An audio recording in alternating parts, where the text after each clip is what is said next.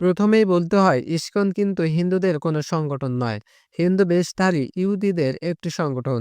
আবু রুশদের লেখা বাংলাদেশের গোয়েন্দা সংস্থার সাবেক প্রধানদের কথা বাংলাদেশের বইয়ে লেখা আছে, ইসকন নামে একটি সংগঠন বাংলাদেশে কাজ করছে। এর সদর দপ্তর নদিয়া জেলার পাশে মায়াপুরে। মূলত এটা ইহুদিদের একটি সংগঠন বলে জানা গেছে। এই সংগঠনের প্রধান কাজ হচ্ছে বাংলাদেশে উস্কানিমূলক ধর্মীয় অনুষ্ঠান পালন করা, যার উদ্দেশ্য হচ্ছে সাম্প্রদায়িক দাঙ্গা সৃষ্টি।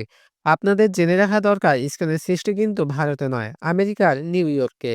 মাত্র ৫৫ বছর আগে অর্থাৎ ১৯৬৬ সালে এর জন্ম। সংগঠনটির প্রতিষ্ঠাতার নাম অভয় চরণাবিন্দু ভক্তি বেদান্ত স্বামী প্রভুপাদ। অবাক হওয়ার মতো বিষয়, এ ব্যক্তি ভারতে কোনো হিন্দু শিক্ষালয়ে লেখাপড়া করেনি। লেখাপড়া করেছে খ্রিস্টানদের চার্চে। পেশায় সে ছিল ফার্মাসিউটিক্যাল ব্যবসায়ী।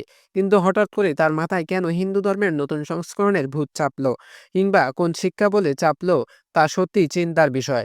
স্বামী প্রভুপাদ নতুন ধরনের হিন্দু সংগঠন চালু করতে প্রথমে তাতে বাধা দিয়েছিল মূলধারার সনাতন হিন্দুরা। অধিকাংশ হিন্দুই তার বিরুদ্ধাচারণ শুরু করে।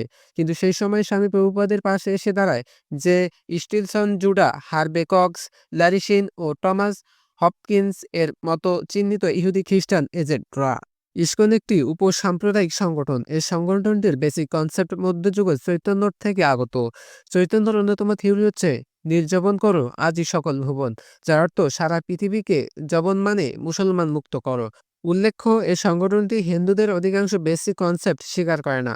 তারা হিন্দুদের উপর সম্পূর্ণ নিজস্ব কনসেপ্ট চাপিয়ে দেয়। এদের চেনা সহজ উপায়, এরা সবসময় ইউরোপীয় সাদা চামড়াদের সামনে নিয়ে আসে।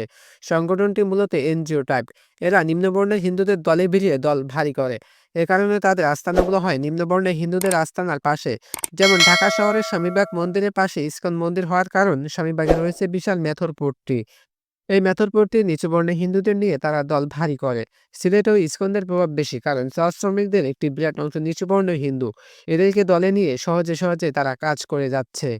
বর্তমানে ইসকন চালায় ডাইরেক্ট ইহুদিরা।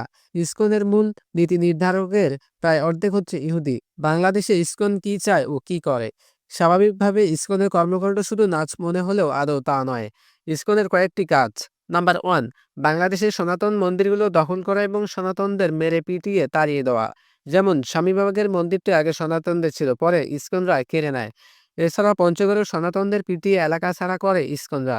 ঠাকুরগাঁয়ে সনাতন হিন্দুকে হত্যা করে মন্দির দখল করে ইসকন। নাম্বার 2, বাংলাদেশের মসজিদগুলোতে সাম্প্রদায়িক হামলা করা। কিছুদিন আগে ঢাকাস্থ স্বামীবাগে মসজিদে তারাবি নামাজ বন্ধ করে দিয়েছিল ইসকন। নামাজের সময় ইসকনের গান বাজনা বন্ধ রাখতে বলায় তারা পুলিশ ডেকে এনে তারাবির ওপর নিষেধাজ্ঞা জারি করে। পরে বিষয়টি নিয়ে সংঘর্ষ হয়। এবার হলো সিলেটে। নাম্বার 3, বাংলাদেশের সাম্প্রতিক সময়ে চাকুরিতে প্রচুর হিন্দু প্রবেশের অন্যতম কারণ ইসকন হিন্দুদের প্রবেশ করানোর জন্য প্রচুর ইনভেস্ট করে। সবার শেষ কথা হচ্ছে, বাংলাদেশে যদি এখন এই ইসকনকে নিষিদ্ধ না করা হয়, তবে বাংলাদেশের জন্য বড় বিপদ অপেক্ষা করছে। যে বিপদে বাংলাদেশ স্বাধীনতা হারালেও অবাক হওয়ার কিছু থাকবে না। সো ভিউয়ার্স, আজকের ভিডিও এই পর্যন্ত। পরবর্তী ভিডিও দেখার জন্য আমাদের চ্যানেলটি সাবস্ক্রাইব করে পাশে থাকবেন। ধন্যবাদ।